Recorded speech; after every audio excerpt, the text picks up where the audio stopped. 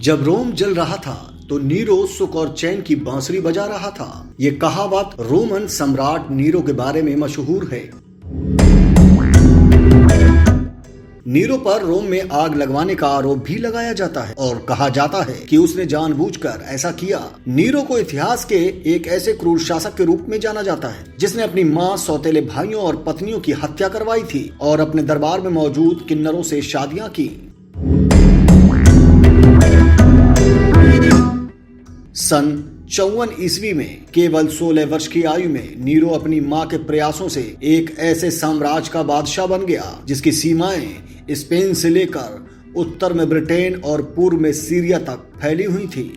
सिंहासन की भूखी उसकी मां एग्रिपीना ने महल में साजिशें और जोड़ तोड़ करके नीरो को सत्ता दिलाई थी।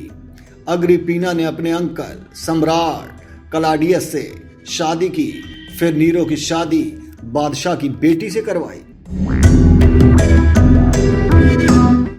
जिससे वो शाही परिवार का सदस्य होने के साथ साथ राजा का उत्तराधिकारी भी बन गया।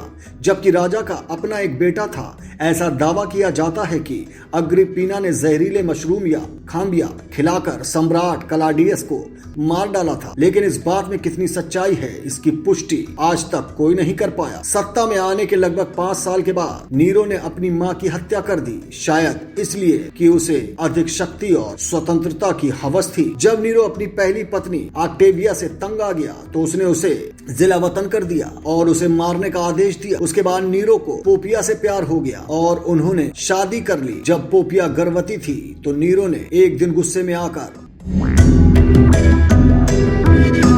उसका भी कत्ल करवा दिया। नीरो के शुरुआती दिनों को रोम का स्वर्ण युग कहा जाता है। उन्होंने कहा कि आधुनिक समय में भी जिस तरह शासक अपने शुरुआती दिनों में बहुत से ऐसे फैसले लेता है जिससे लोगों के बीच उनकी लोकप्रियता बढ़ती है, लेकिन धीरे धीरे उनके शासन करने के तरीके से उनकी लोकप्रियता खत्म होती गई। सन 64 ईस्वी में रोम जलकर राख हो गया। अफवाह ये थी कि यह आग सम्राट नीरो ने खुद लगवाई थी और बाद में यह कहा जाने लगा कि जब रोम जल रहा था तब नीरो बांसुरी बजा रहा था।